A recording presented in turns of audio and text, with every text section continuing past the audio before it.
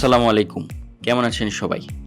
আশা করি সবাই অনেক অনেক ভালো আছেন। আজকে আমি আপনাদেরকে মুরাপাড়া রাজবাড়ি, যার বর্তমান নাম সরকারি মুরাপাড়া কলেজ নামে পরিচিত, এটি আপনাদের ঘুরে দেখাবো এবং ঐতিহাসিক বা ঐতিহ্য নিয়ে আপনাদের বিস্তারিত জানাবো। মুরাপাড়া রাজবাড়ি নারায়ণগঞ্জ জেলার অন্তর্গত রূপগঞ্জ উপজেলায় অবস্থিত। বাংলাদেশের অন্যতম একটি নিদর্শন ও শতবর্ষী জমিদার বাড়ি। বিভিন্ন সময় এই জমিদার বাড়িটি কয়েকজন জমিদার কর্তৃক সংস্কার ও সম্প্রসারণ করা হয়েছিল। এটি উপজেলার মুরাপাড়া নামক গ্রামে অবস্থিত।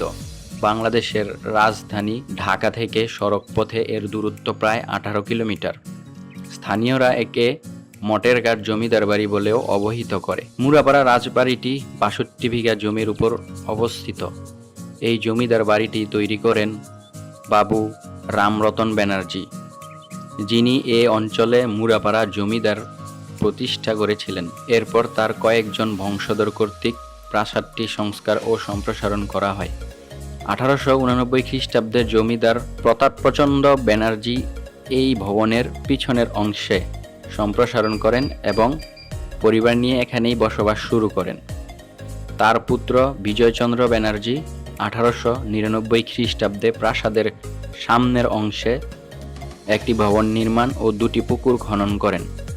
1909 খ্রিস্টাব্দে তার দুই পুত্র জগদীশচন্দ্র ব্যানার্জি ও আশুতোষচন্দ্র ব্যানার্জি কর্তৃক প্রাসাদের দোতলার কাজ সম্পন্ন হয়।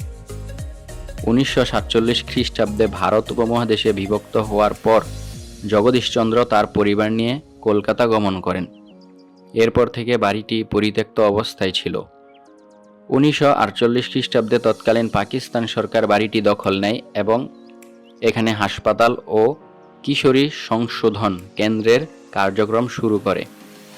1966 খ্রিস্টাব্দে এখানে স্কুল ও কলেজের কার্যক্রম পরিচালনা করা হতো।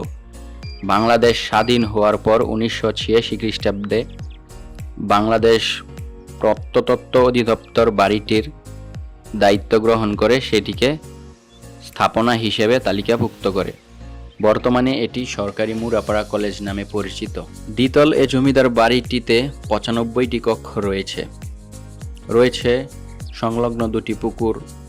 বাড়ির সামনে একটি বৃহদাকার পুকুর, পেছনভাগে মোটামুটি বড়, সামনেরটা থেকে কিছুটা ছোট আরেকটি পুকুর। এছাড়াও পুরো জমিদার বাড়িটিতে রয়েছে বেশ কিছু নাচঘর, আস্তাবল, মন্দির, ভান্ডার ও কাচারি ঘর। মন্দিরের উপরের চূড়াটি প্রায় 30 ফুট উঁচু। মূল প্রাসাদে প্রবেশের পথ রয়েছে বেশ একটি বড় ফটক। একটি আমবাগানও আছে জমিদার বাড়ির পাশে। 2টি পুরনো মাঠ রয়েছে প্রধান সড়কের পাশে। তবে এই জমিদার বাড়ির পুকুর নিয়ে রয়েছে আরও বিস্ময়কর আকর্ষণীয় ঘটনা।